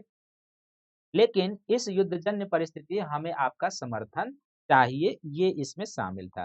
फिर मामला वही अटक गया कि यहाँ पर क्या था कि लीग ने भी इसको स्वीकार नहीं किया, क्योंकि इसमें इसको पाकिस्तान कहीं दिख नहीं रहा था, धुंधली भी तस्वीर पाकिस्तान की नहीं दिख रही थी, तो वो इस क्रिप्स मिशन को स्वीकार नहीं करेगा। और कांग्रेस ने इसको स्वीकार नहीं किया, क्योंकि इसमें जो भी मिलना था सब कुछ युद्ध के बाद मिलना था, सब कुछ युद्ध के बाद। यहाँ पर यह भी ध्यान में रखने की जरूरत है कि ब्रिटिश सरकार ने भी जो भी ऑफर दिया था उसमें वो ऐसी व्यवस्था लाते थे ताकि समझौते के किसी कोर बिंदु तक पहुंचा ना जाए, वो भी यही चाहते थे, इसलिए ऐसा होता था। और जो क्रिप्स थे, नेहरू के मित्र थे, नेहरू ने बाद में लिखा भी है उन्होंने कि क्रिप्स ने जो प्रस्ताव लेकर आया वो मुझे बहुत दुख पहुंचाने वाला था, क्योंकि दोनों मित्र थे, उनको लगा कि जब क्रिप्स भारत आ रहे हैं तो कुछ अच्छी चीजें लेकर आएंगे, लेकिन उन्होंने ऐसा नहीं किया। इसीलिए क्रिप्स मिशन को जो है कहा जाता है कि एक यह उत्तर तैथिकीय चेक था, यानी एक ऐसा चेक जिसे बाद में भुनाया जा सकता था, यानी इसमें था बहुत सारा चीज, लेकिन कब मिलना है, युद्ध जब समाप्त होगा तब। और युद्ध कब समाप्त होगा ये तो दिखाई ही नहीं दे रहा था, ये तो 1942 की बात थी, कौन जानता था कि 1945 में युद्ध समाप्त हो जाएगा, आगे भी खींच सकता था, कोई जानता नहीं था। तो जो भी होना था वो युद्ध की समाप्ति के बाद होना था, तो कांग्रेस ने इसे माना नहीं। तो इसको उत्तर तैथिकीय चेक और एक ऐसे गाड़ी की संज्ञा दी गई जिसमें इंजन तो है लेकिन ब्रेक नहीं है, सब कुछ है, इंजन है, और जब ब्रेक ही नहीं है तो वो कहीं जाकर एक्सीडेंट कर जाएगा, फेल कर जाएगा। तो इसलिए क्रिप्स मिशन को कांग्रेस ने भी एक्सेप्ट नहीं किया, और फिर क्या होता है, लीग ने भी एक्सेप्ट नहीं किया। आगे जो ब्रिटिश सरकार के द्वारा नेक्स्ट संवैधानिक सुधारों पर काम किया जाता है वो 1945 में वेवेल प्लान आता है। वेवेल भारत के वायसराय बनकर आते हैं और वेवेल प्लान वो लेकर आते हैं, जिसको ब्रेकडाउन प्लान के नाम से भी जाना जाता है। इस वेवेल प्लान में क्या था कि जैसे मैंने बताया कि 1942 में जो क्रिप्स मिशन आया था उसमें एक प्रावधान यह था कि वायसराय के कार्यकारिणी परिषद का विस्तार किया जाएगा, और वायसराय के जो कार्यकारिणी परिषद का विस्तार किया जाएगा इसमें भारतीयों की अधिक से अधिक नियुक्ति की जाएगी। अब बेवेल प्लान में क्या था कि इसमें जो वायसराय की कार्यकारिणी परिषद में नियुक्ति होने थे, इसमें क्या था कि सवर्ण हिंदुओं की संख्या मुसलमानों के बराबर होनी थी। आप तो यहाँ पर देख रहे हैं कि मुस्लिम लीग की कैपेसिटी इस लाइन में भी है कि काफी बढ़ गई थी। सवर्ण हिंदुओं की संख्या मुसलमानों के बराबर होनी थी, संख्या मुसलमानों के बराबर होनी थी। अब बेबल प्लान को लागू करने के लिए क्या क्या बराबर होनी थी बेबल प्लान के अंतर्गत। अब बेबल प्लान को लागू करने के लिए क्या होता है कि 1945 में ही लॉर्ड बेबल की अध्यक्षता में एक सम्मेलन का आयोजन किया जाता है। इस जो सम्मेलन होता है शिमला में, यानी कि 1945 में लॉर्ड बेबल के प्लानों पर विचार करने के लिए शिमला सम्मेलन का आयोजन किया जाता है। शिमला सम्मेलन का आयोजन होता है, शिमला सम्मेलन का आयोजन। और शिमला सम्मेलन का जो आयोजन होता है तो वायसराय की कार्यकारिणी परिषद में सदस्यों की नियुक्ति को लेकर, वायसराय की कार्यकारिणी परिषद में अपने सदस्यों की नियुक्ति को लेकर, सदस्यों अपने सदस्यों की नियुक्ति को लेकर क्या होता है, अपने सदस्यों की नियुक्ति को लेकर लीग में और कांग्रेस में मतभेद। कांग्रेस की तो ये लीग की हठधर्मिता थी यहाँ पर, क्योंकि वायसराय की कार्यकारिणी परिषद में जो कांग्रेस ने नाम सुझाए थे उसमें से एक राष्ट्रवादी मुसलमान मौलाना आजाद का था। मौलाना आजाद का नाम दिया था कांग्रेस ने, मौलाना आजाद का नाम दिया था कांग्रेस ने। यहाँ पर लीग का कहना था, और लीग का स्टेटमेंट क्या था वो आप समझ सकते हैं। लीग का कहना था कि वायसराय के कार्यकारिणी परिषद में कोई मुसलमान यदि जाएगा तो उसे केवल नियुक्त करने का अधिकार मुस्लिम लीग को होगा। कोई मुसलमान नियुक्त होगा तो वह लीग करेगी, नियुक्त होगा होगा तो वह लीग करेगी, तो वह लीग करेगी। अब यहाँ पर देख लीजिए कि ये भी जो लीग का तर्क था या जो इस तरीके से इन्हें वीटो पावर लगा दिया था, ये कांग्रेस के लिए मानने जैसी कोई बात ही नहीं थी। मौलाना आजाद कांग्रेस का अध्यक्ष रह चुके हैं, शुरू से राष्ट्रवादी मुसलमान राष्ट्रीय आंदोलन से जुड़े रहे हैं। कैसे कांग्रेस मान ले कि हमें मुसलमानों को नियुक्त करने का अधिकार नहीं है, सवाल ही नहीं उठता है। और लीग यहाँ पर इस पर अड़ी थी कि यदि वायसराय के कार्यकारिणी परिषद में कोई भी व्यक्ति मुसलमान जाएगा तो उसे अधिक नियुक्त करने का अधिकार केवल मुस्लिम लीग को होना चाहिए। यहाँ पर भी लीग चाहता था क्या, कांग्रेस को तरीके से बेनकाब करने की बात थी कि यदि कांग्रेस इस बात को मान लेती कि ठीक है मुसलमानों को नियुक्त करने का अधिकार केवल लीग को है, तो 1937 में जो मुस्लिम लीग ने कांग्रेस को कहा था कि आप अपने आप को पहले घोषित कर लें कि हिंदूवादी संगठन है, वह यहाँ पर लीग चाहता था कि इस तरीके से कांग्रेस बेनकाब हो जाएगी और वह हिंदूवादी संगठन हो जाएगी। जो कुछ मुसलमानों का उनके साथ जुड़ाव है वो भी अलग हो जाएगा और वो हमारे खेमे में आ जाएंगे। लीग इस मोर्चे पर ही रह गई, कांग्रेस भी अपने मोर्चे पर अलग रह गए। फिर फलस्वरूप क्या हुआ कि वायसराय के द्वारा शिमला सम्मेलन को असफल घोषित कर दिया गया, वायसराय के द्वारा शिमला सम्मेलन को असफल घोषित कर दिया गया। यहाँ पर शिमला सम्मेलन असफल होने का दोषारोपण केवल और केवल मुस्लिम लीग पर है, क्योंकि इसने अपना वीटो पावर लगा दिया। और जो गलत था कि मुसलमानों को नियुक्त करने का अधिकार केवल लीग को होना चाहिए। तो इस फ्रंट पर आप 1945 तक आ चुके हैं। जो दो फ्रंट मैंने यहाँ पर बनाया था कि 1940 के बाद से आपको 47 तक दो फ्रंट पर समझना है कि एक ब्रिटिश सरकार के संवैधानिक सुधारों पर लीग की क्या नीति थी, वो आपको तो 40 में आपने देख लिया, 42 में देख लिया, 1945 में बेबल प्लान और शिमला सम्मेलन आपने देख लिया। यहाँ पर जो है ना घटनाओं को क्रम में भी सजाने के लिए पीटी में आएगा, तो आप ध्यान में रखेंगे और लिखते जाएंगे कि घटनाओं को कैसे क्रम चलता है, उसी क्रम में हम आपको ले चलते हैं। अब क्या होता है कि दूसरा फ्रंट जो खुलता है वो लीग और कांग्रेस के बीच भी क्या होता है, समझौते और वार्ताओं का दौर चलता है। तो इसके तहत क्या होता है कि तीन समझौता वार्ता होता है या तीन तरीके के। इसमें एक है राजा गोपालाचारी फॉर्मूला, राजा गोपालाचारी फॉर्मूला, राजा गोपालाचारी प्रस्ताव कहेंगे या फॉर्मूला, जो भी कहेंगे वो है। दूसरा इसमें है जिसको हम लोग कहते हैं देसाई लियाकत वार्ता, यानी भूला भाई देसाई और जिन्ना यानी दिसाई लियाकत वार्ता, देसाई लियाकत वार्ता। और तीसरा जो हुआ था वो था गांधी जिन्ना वार्ता भी हुआ था, गांधी जिन्ना टॉक। तो ये 3 कोशिश कांग्रेस की तरफ से भी की गई कि आखिर सांप्रदायिकता कम हो, देश के विभाजन की परिस्थितियां ना आए। तो जो राजा गोपालाचारी फॉर्मूला था ये 1944 में आया था और इस फॉर्मूले में यह था कि लीग चूंकि 43 में तो उन्होंने 40 में पाकिस्तान का प्रस्ताव ले आए थे, 43 में विभाजन और जाओ का नारा दे चुका था।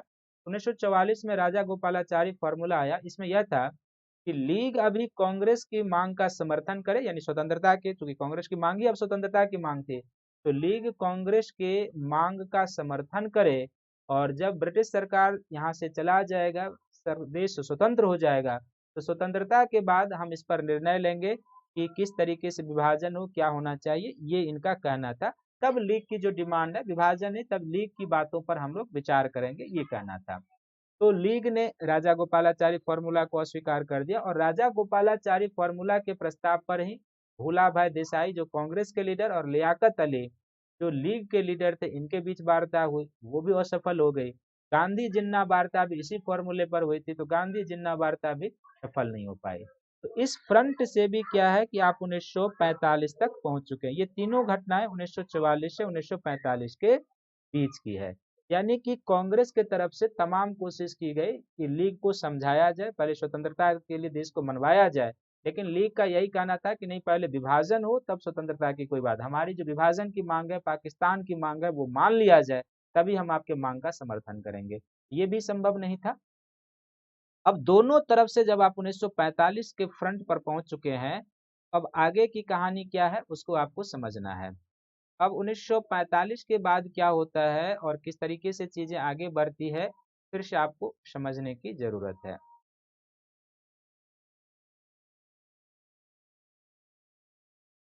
तो अब क्या होता है कि 1946 का समय, और 1946 में कौन सा मिशन आता है, इसको हम लोग कहते हैं कैबिनेट मिशन कहते हैं। 1946 में कैबिनेट मिशन आता है, जो संवैधानिक सुधारों का पक्ष था उस विंग से क्या आता है, कैबिनेट मिशन आता है। और कैबिनेट मिशन में प्रावधान तो बहुत सारा था, क्योंकि हम कॉन्स्टिट्यूशनल डेवलपमेंट नहीं पढ़ रहे हैं इसलिए हम आपको बताएंगे नहीं। तो कैबिनेट मिशन के तहत क्या था कि संविधान सभा का गठन और संविधान सभा का चुनाव, संविधान सभा का गठन और इसी के तहत संविधान सभा का क्या हुआ था, चुनाव भी होना था और हुआ भी। तो इस कैबिनेट मिशन के बारे में जो लीग की प्रतिक्रिया थी और जो कांग्रेस की प्रतिक्रिया थी, वो आपको भी ध्यान में रखना होगा, तब आप इस कहानी को आगे समझ पाएंगे।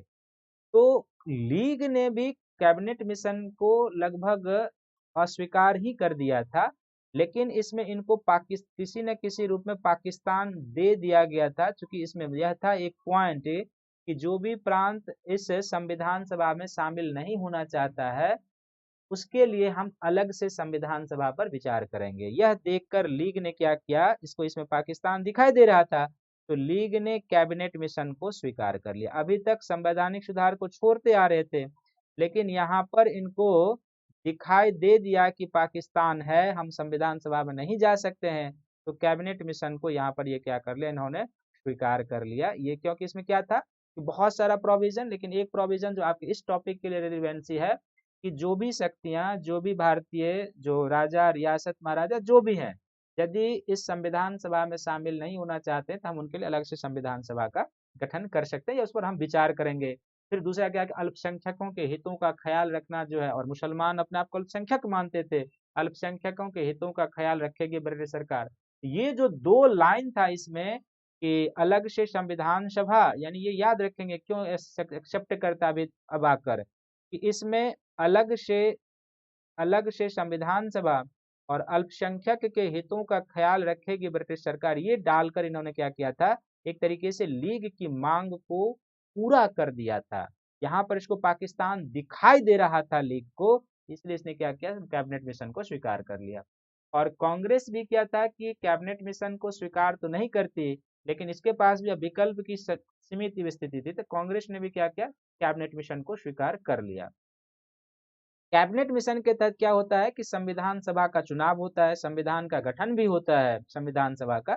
इस चुनाव में लीग के द्वारा जो निर्धारित सीट होता है, तो लीग के द्वारा निर्धारित जो सीटें होती है उसके लिए होती है कई सारे जो कांग्रेस के लिए जो प्रांतों में होता है, हर एक जगह पर निर्धारित सीटें होती है। बाद में क्या होता है कि जब संविधान सभा का चुनाव होता है तो लीग देखती है कि यदि हम इस संविधान सभा में भाग लेते हैं और संविधान सभा में भाग लेते हैं तो इनके सीटों की जो कुल संख्या हो जाएगी वो क्या हो जाएगी, कम हो जाएगी। और तब यदि वो संविधान सभा में जाता है तो कांग्रेस और अन्य शक्तियों के द्वारा लीग क्या होगी, आच्छादित कर दी जाएगी। लीग क्या हो जाएगी, आच्छादित कर दी जाएगी। पहले क्या हुआ कि कैबिनेट मिशन को स्वीकारा, फिर जब सीटों का आवंटन हुआ संविधान सभा में कि किस समुदाय के लिए कितना सीट होगा, तो लीग ने पूरा कैलकुलेशन करके देखा कि जो सीटें उसको आवंटित की गई है संविधान सभा में जनसंख्या के आधार पर, उस सीट के आधार पर यदि वो संविधान सभा में जाता है तो फिर क्या होगा कि कांग्रेस और उनकी संख्या इतनी कम हो जाएगी कि कांग्रेस और अन्य शक्तियों के द्वारा लीग आच्छादित कर दी जाएगी। और जब आच्छादित कर जाए, उनकी बातों को नहीं माना जाएगा, तो इसने फिर से क्या किया कि संविधान सभा के बैठक के बहिष्कार की नीति अपनाई। संविधान सभा के बैठक के बहिष्कार की नीति अपनाई, बैठक के बहिष्कार की नीति। और ये जो संविधान सभा बनेगी, भारत के लिए संविधान बनाएगी, तब तक क्या होगा कि एक इसी कैबिनेट मिशन में ही प्रावधान था कि अंतरिम मंत्रिमंडल की व्यवस्था थी। अंतरिम मंत्रिमंडल काम करेगा, अंतरिम इंटरिम गवर्नमेंट, अंतरिम मंत्रिमंडल काम करेगा।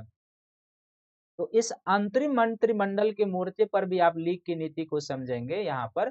तो अंतरिम मंत्रिमंडल में भी क्या हुआ कि लीग ने पहले इसमें शामिल होने से इनकार कर दिया। लीग ने शामिल होने से इनकार कर दिया। लीग ने शामिल होने से इनकार कर दिया।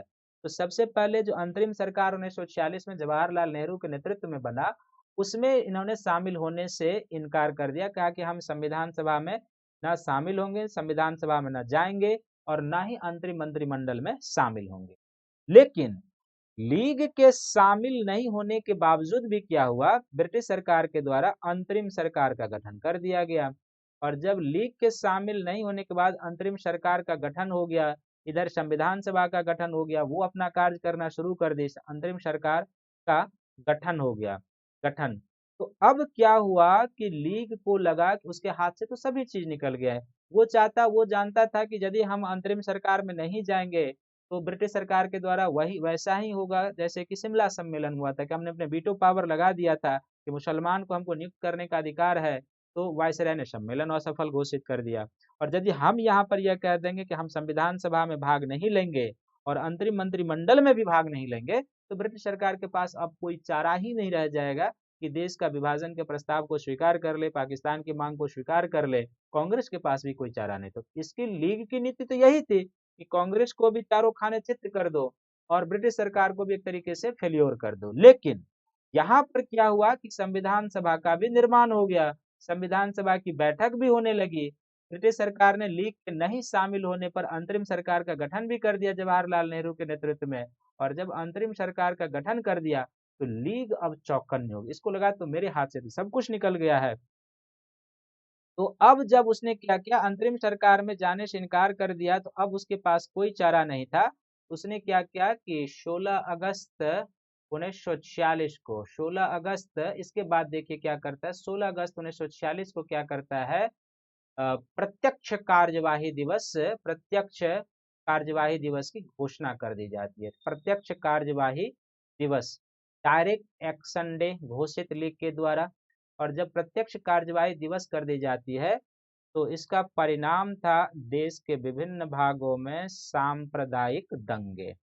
इसका परिणाम था देश के विभिन्न भागों में सांप्रदायिक दंगे होने लगे, जिसमें लीग का भी हाथ था और किसी न किसी रूप में सरकार का भी हाथ था इस दंगों में। बंगाल में होने लगा, बिहार में होने लगा, उत्तर पश्चिमी सीमा प्रांत में, सिंध में, यानी पूरा देश जो है सो दंगों की आग में जलना शुरू हुआ। तो प्रत्यक्ष कार्यवाही दिवस डाल दिया और दंगों की शुरुआत हो गई जहां पर। और इसमें ये नहीं है कि जहां पर मुसलमानों की जनसंख्या अधिक थी उन्होंने हिंदुओं पर अत्याचार किया, और जहां पर हिंदुओं की जनसंख्या अधिक थी वहां पर मुसलमानों पर भी अत्याचार हुए थे। दोनों तरफ से जो है सो काट मार की घटनाएं शुरू हो चुकी। अब इस फ्रंट पर तो लीग ने काम करना शुरू ही कर दिया। दूसरा फ्रंट जो बाकी बचा हुआ है, उस फ्रंट पर भी क्या हुआ कि कांग्रेस ने, यहाँ पर आप देखेंगे कि जब अंतरिम सरकार का गठन हो ही चुका है तो फिर उसने क्या कहा कि हम अंतरिम सरकार में शामिल होंगे। लेकिन यहाँ पर जब दूसरी बार लीग ने अंतरिम सरकार में शामिल होने की हामी भरी, तो इसके बाद क्या करता है कि वो अंतरिम सरकार में भी शामिल होने की हामी करता है, अंतरिम सरकार में शामिल। और अंतरिम सरकार में शामिल इसलिए नहीं होता है कि उसको सफल बनाना है, बल्कि इसके बाद जब ये कहता है कि हम अंतरिम सरकार में शामिल होंगे, तो कांग्रेस के 4-5 सदस्यों को अंतरिम सरकार से हटाया जाता है और लीग के 4-5 सदस्यों को उसमें डाला जाता है, जिसमें लियाकत अली खान है और आई चुंदरीगर हैं, कई सारे लीग के कार्यकर्ता को उसमें डाला जाता है। तो अंतरिम सरकार में यह शामिल क्यों हुआ था, ये याद रखना है कि इसमें अंतरिम सरकार को अंदर से खोखला कर देना है, अंदर से खोखला कर देना है, इसको कार्य नहीं करने देना, अंदर से खोखला कर देना है, खोखला करना पहला। और दूसरा इसका सीधा सा अर्थ है कि अंतरिम सरकार को असफल कर देना, अंतरिम सरकार को असफल कर देना, अंतरिम सरकार को असफल कर देना, ये ध्यान में रखने की जरूरत है, अंतरिम सरकार को असफल कर देना। और इसका रीजन इसका था भी कि वित्त विभाग जो था वो लीग के लियाकत अली के पास था। कोई भी कार्य होगी तो पैसे की जरूरत होगी, तो वहां पर लियाकत अली पैर अड़ाने का प्रयास करते थे। तो अंतरिम सरकार जो था वो बेसिकली क्या था, अब अंतरिम सरकार जो था एक तरीके से क्या था, वह अखाड़ा बन चुका था। अंतरिम सरकार क्या था, एक तरीके से अखाड़ा बन चुका था।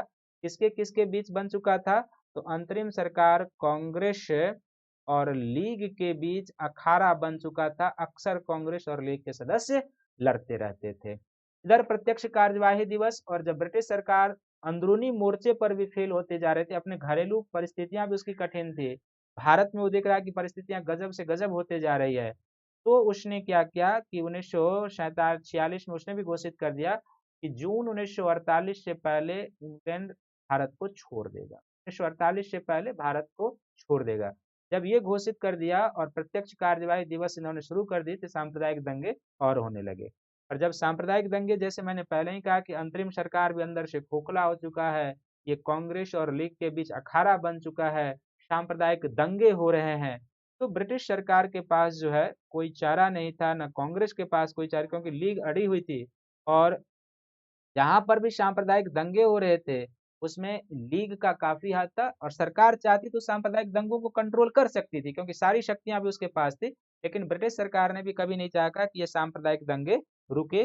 उन्होंने भी अप्रत्यक्ष रूप से या प्रत्यक्ष रूप से ही आप कहें, उन्होंने बढ़ावा देने का प्रयास किया।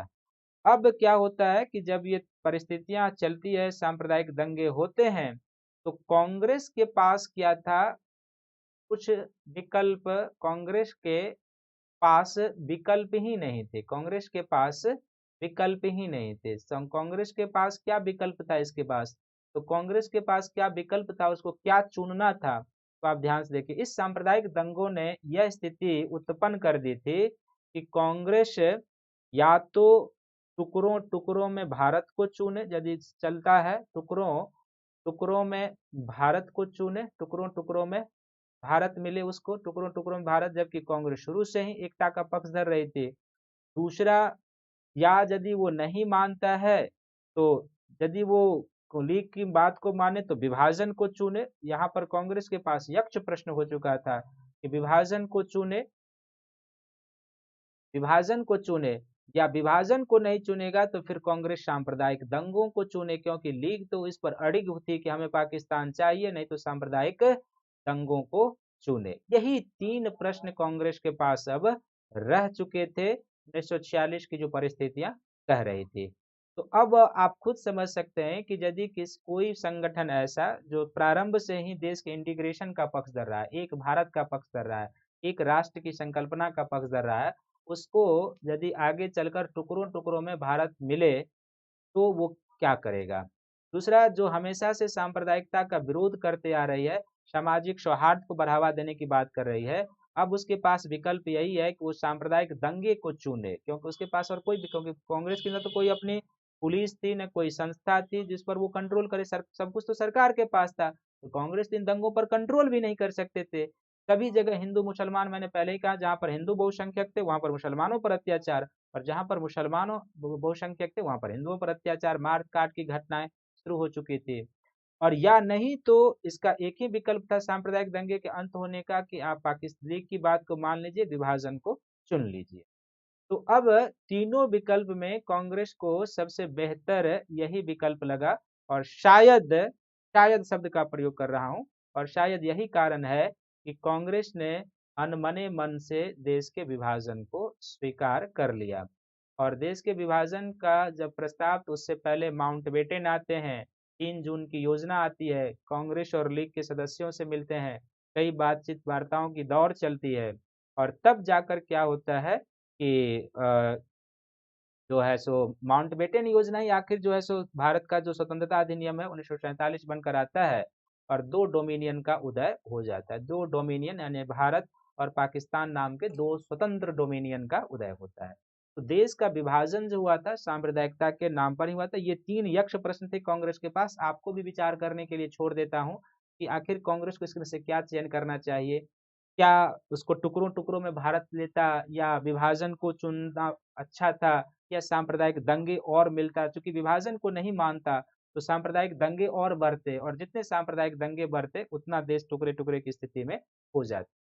तो कांग्रेस के पास यही सीमित विकल्प थे, कोई उसके पास विकल्प ही नहीं रह चुका था।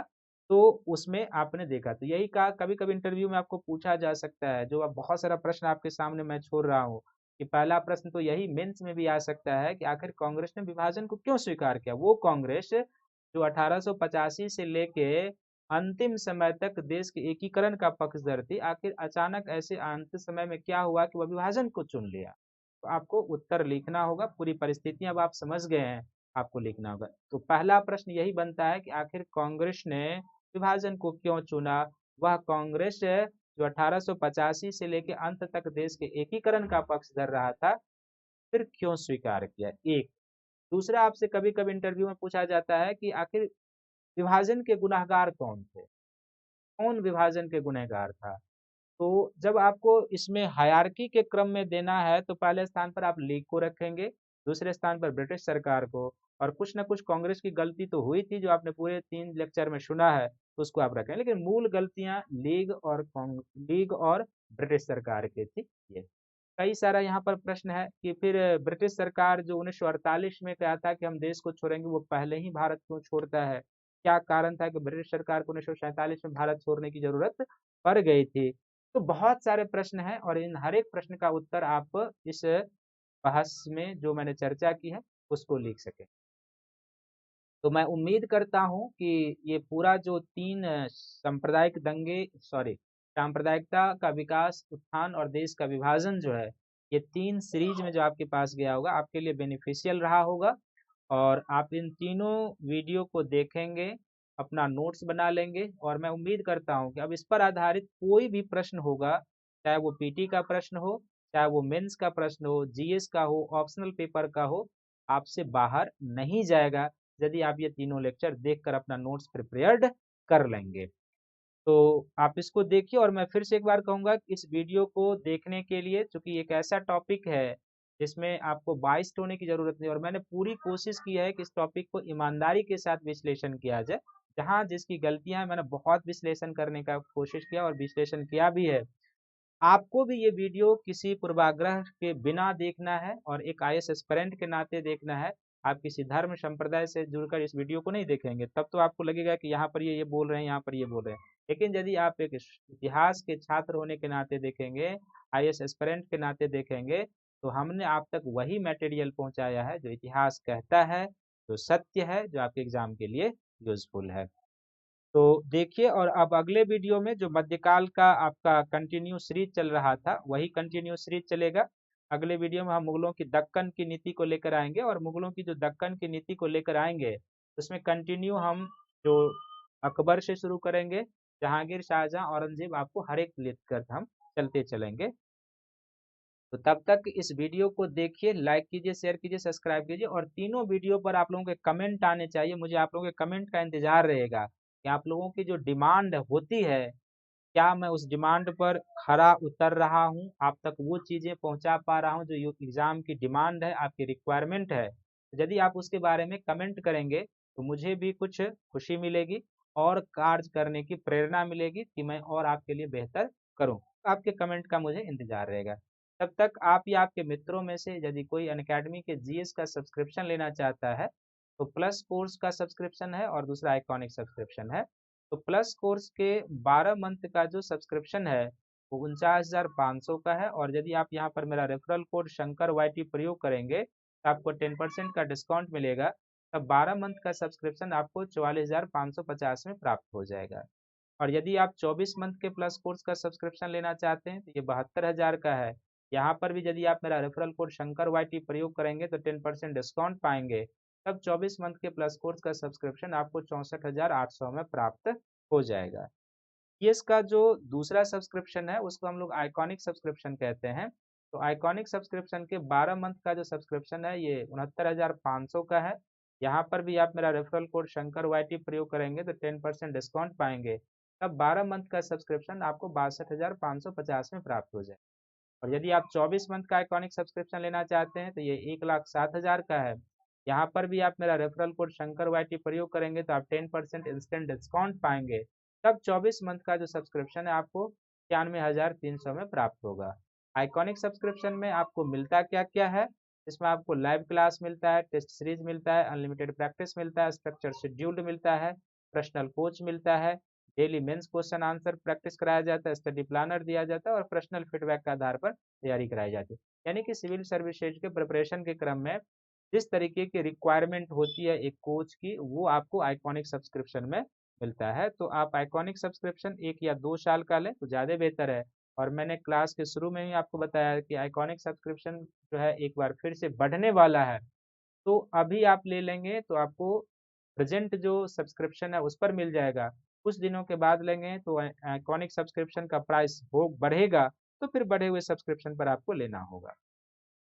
और आप जीएस के साथ साथ ऑप्शनल पेपर का अलग से सब्सक्रिप्शन ले सकते हैं।